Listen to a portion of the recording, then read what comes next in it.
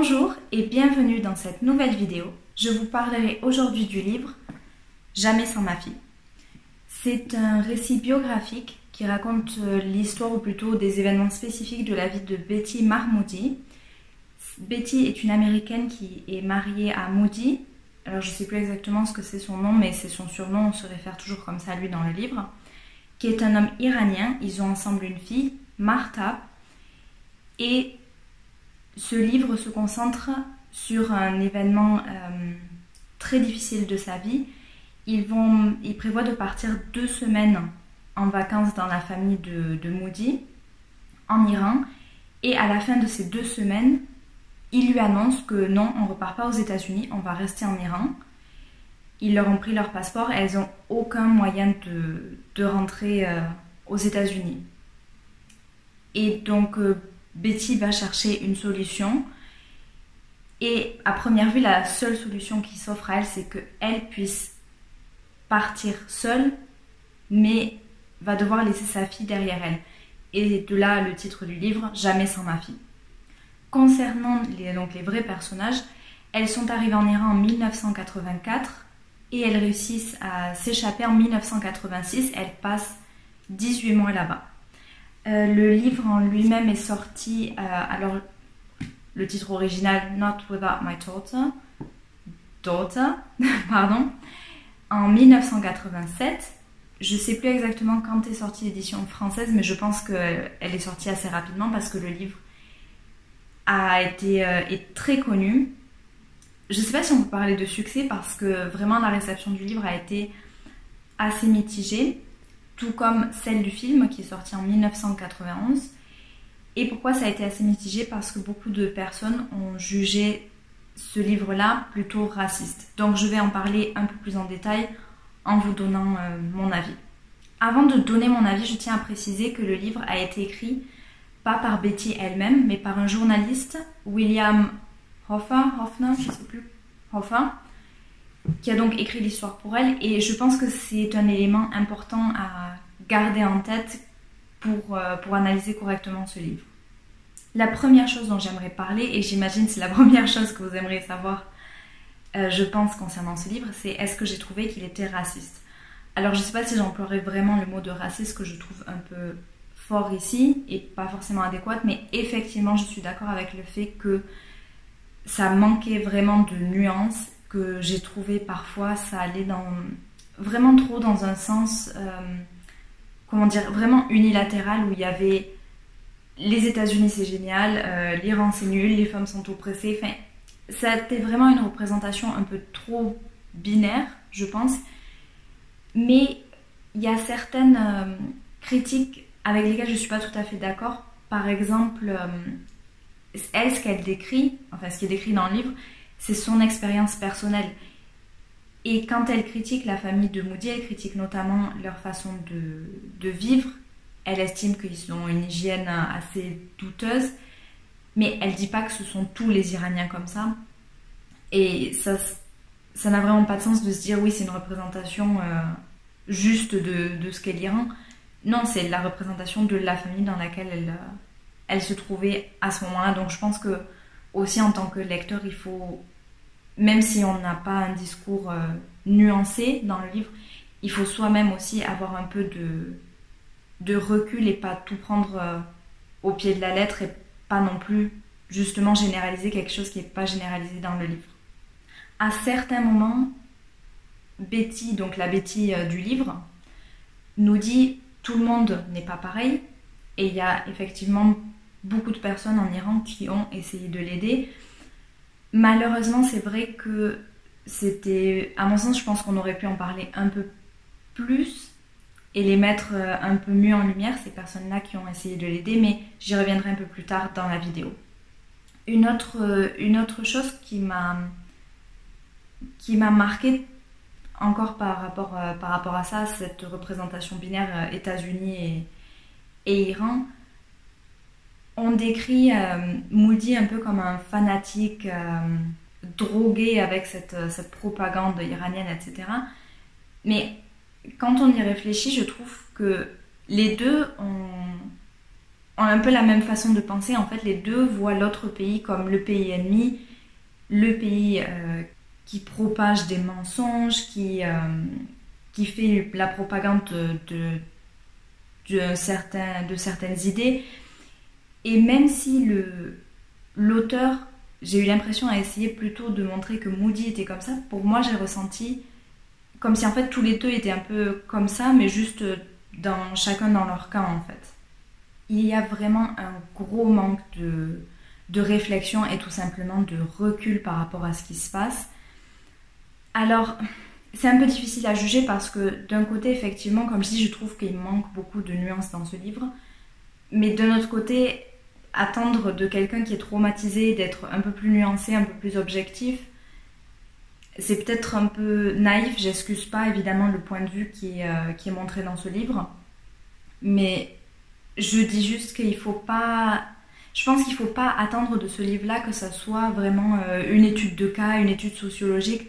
Non, c'est vraiment quelque chose de très subjectif et il faut le prendre comme quelque chose de très subjectif, même en tant que lecteur, si vous voulez apprécier cette lecture, d'avoir vraiment du recul par rapport à ça et plus, je pense, le voir comme un divertissement, comme un livre à suspense, plutôt que vraiment de tout prendre au sérieux et de se dire, tiens, une représentation de l'Iran aujourd'hui parce que c'est pas du tout le cas. D'ailleurs, je vous montre, je sais pas comment est l'édition française, moi j'ai l'édition allemande que j'ai trouvée dans la rue.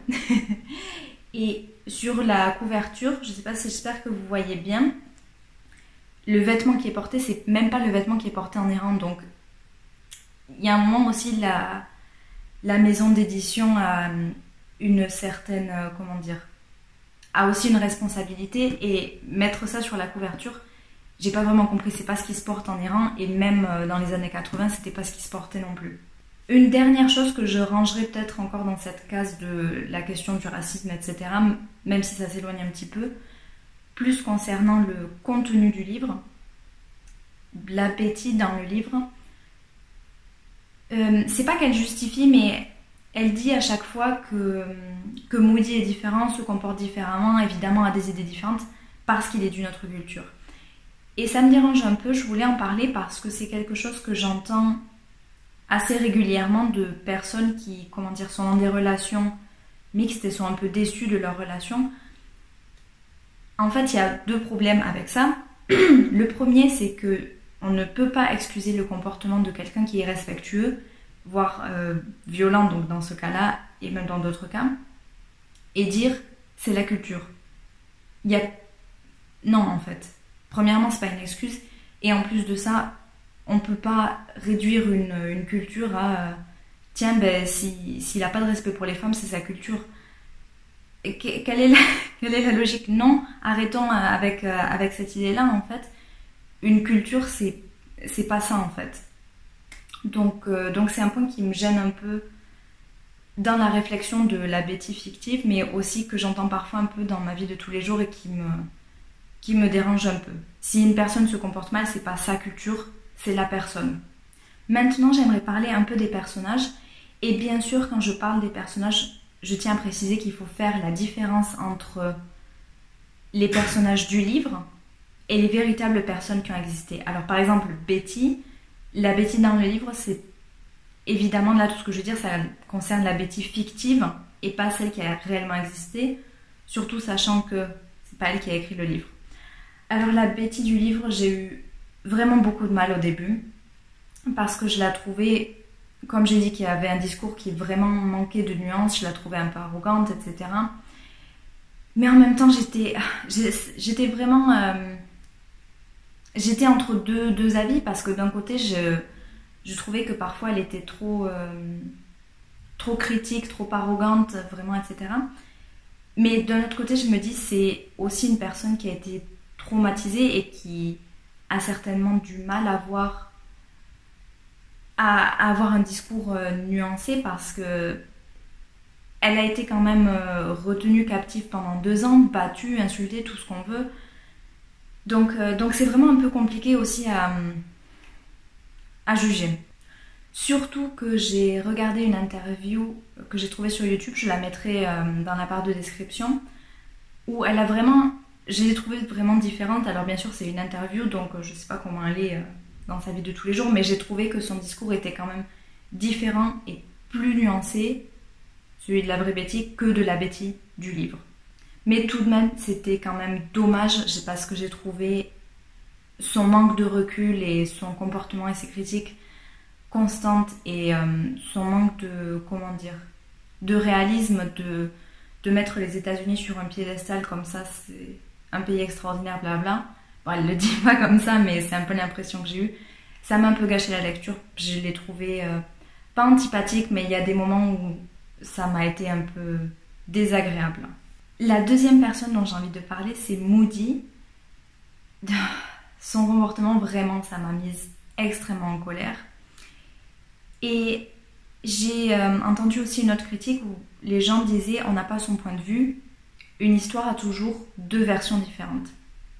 On est d'accord, une histoire a toujours deux versions différentes, mais clairement, je me suis dit est-ce que j'ai envie d'entendre sa version des faits, sachant qu'il a séquestré, parce qu'il n'y a pas d'autre mot, il a séquestré sa femme et sa fille, il les a empêchés de retourner chez elles, parce qu'elles n'ont jamais rien connu d'autre que les États-Unis, elles veulent vivre là-bas, c'est leur pays, elles ne veulent pas vivre en Iran.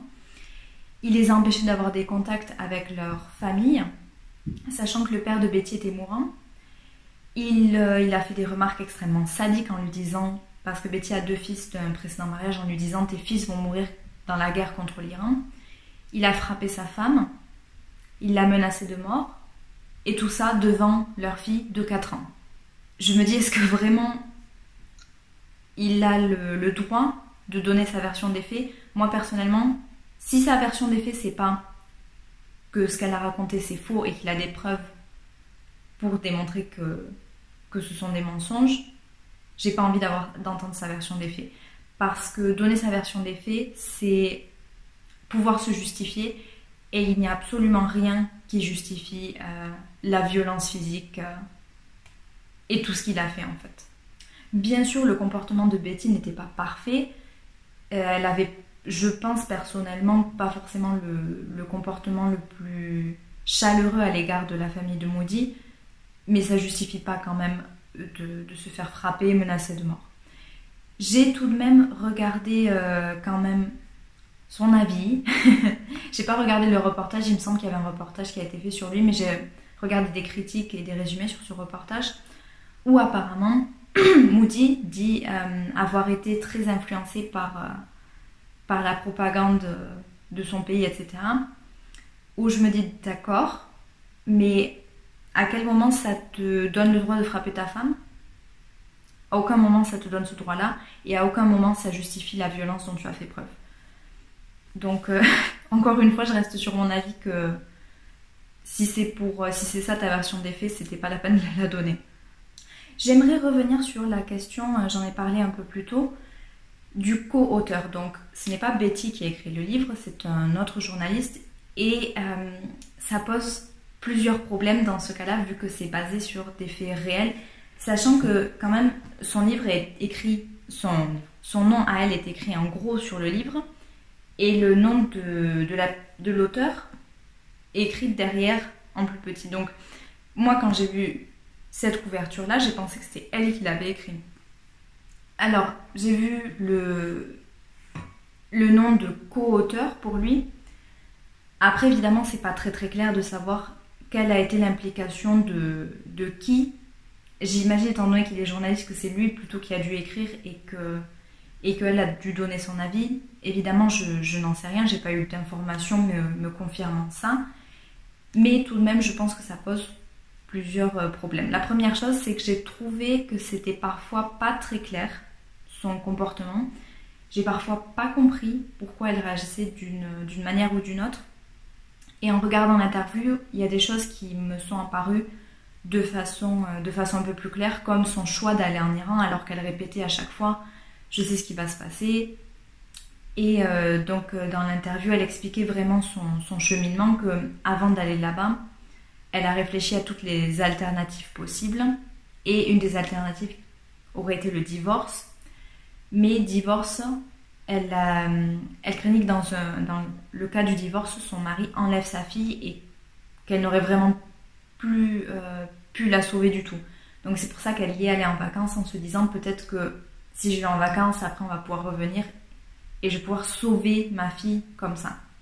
Donc c'était pas très clair dans le livre, j'ai trouvé.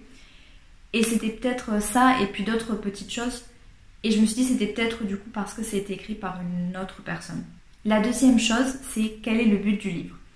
En lisant ce livre-là, j'avais l'impression, je me suis dit ça doit être un peu comme, sachant que je pensais à la base que c'était elle qui l'avait écrit, que ça devait être comme quelque chose d'un peu thérapeutique, mais aussi une impression très forte que j'avais, c'est que c'était une vengeance à l'encontre de son ex-mari.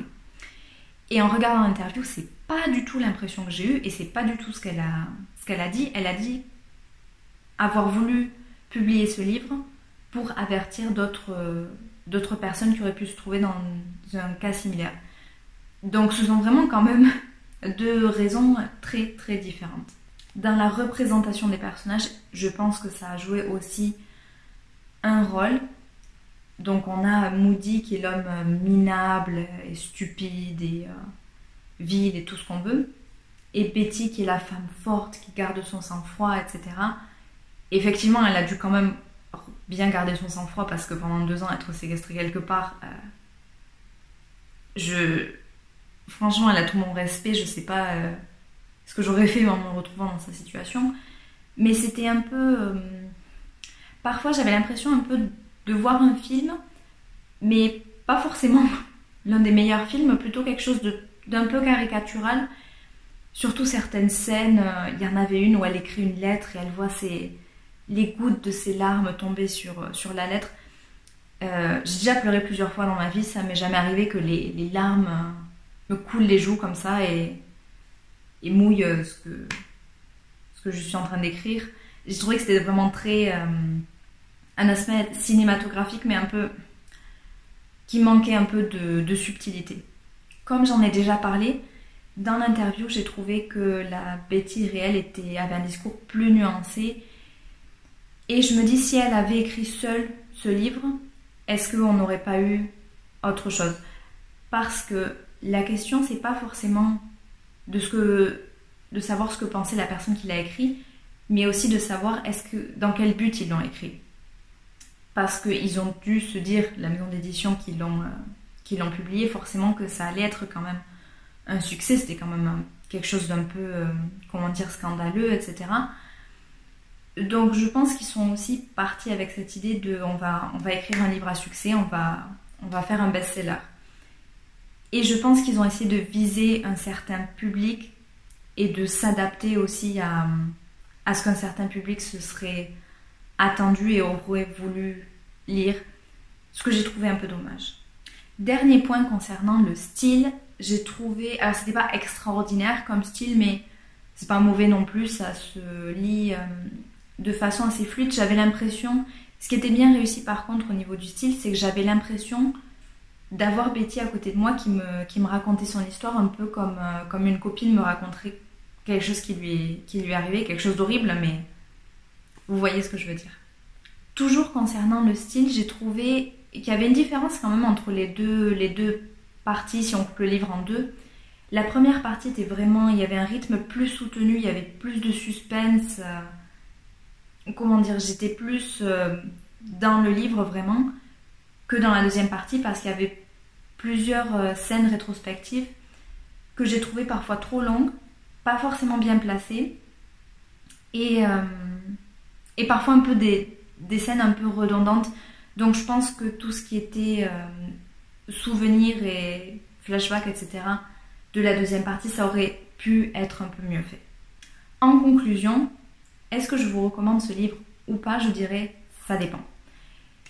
Il faut vraiment garder en tête, si vous lisez ce livre, qu'effectivement il y a certaines choses qui peuvent être considérées comme problématiques et que surtout c'est pas un livre qui a pour but de décrire l'Iran des années 80. Non, c'est vraiment un livre qui raconte une histoire tout à fait individuelle, de façon tout à fait subjective. Et la seule manière, je pense, d'apprécier ce livre pleinement, c'est si vous cherchez un livre à suspense et que vous cherchez en fait un bon livre de divertissement. C'est, à mon avis, plutôt un bon livre de divertissement. Je n'ai pas vu le film, donc je ne pourrais pas donner mon avis quant au film. Si vous avez vu le film ou lu le livre, n'hésitez pas à me donner vos avis, à me dire si vous êtes d'accord ou pas. Je vous remercie d'avoir regardé cette vidéo et je vous dis à une prochaine fois.